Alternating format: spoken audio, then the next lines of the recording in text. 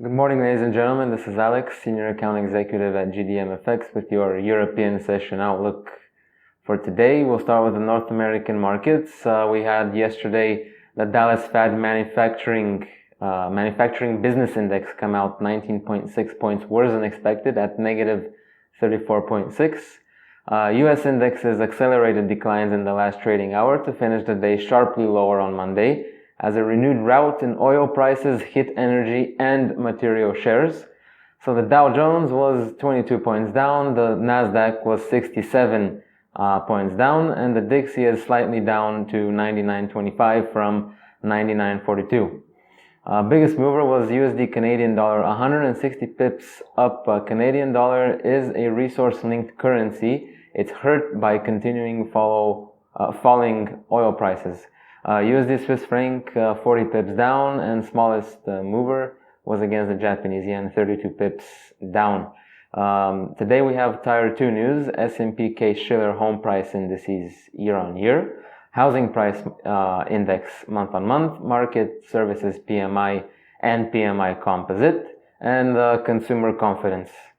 In the Eurozone, yesterday's most important event was the speech of European Central Bank President Mario Draghi. He talked about how domestic economic strength can prevail over global weakness. He says at home, the recovery is proceeding with consumption as the main driver. That is being supported by our accommodative monetary policy, falling energy prices, and a neutral fiscal policy. Employment is rising, up by over 2 million people compared with the year in 2013. Investors received a downbeat update from Germany, where the Ifo Institute said business sentiment in Europe's largest economy fell to its lowest level in nearly a year. Sentiment among manufacturers fell to a 12-month low, driven by a poorer export outlook. The DAX 30 was 180 points down. Today we have the Swiss trade balance data.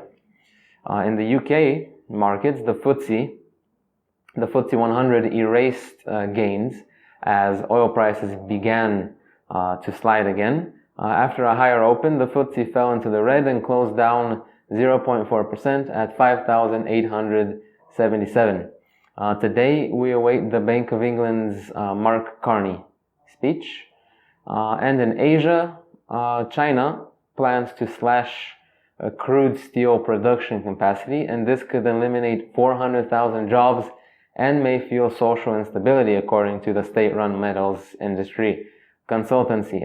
This resembles the slowdown in China we've seen recently. The Nikkei 225 ended 325 points down yesterday, and overnight we have news from Japan, the foreign investments in Japanese stocks, the foreign bond investment, retail trade seasonally adjusted month on month, retail trade year on year for December, large retailer sales for December.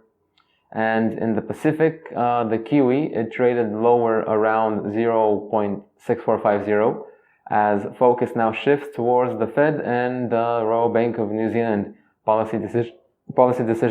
Royal Bank of New Zealand is widely expected to keep the rate steady, while the bank may come out with an explicitly easing bias given the recent global turmoil.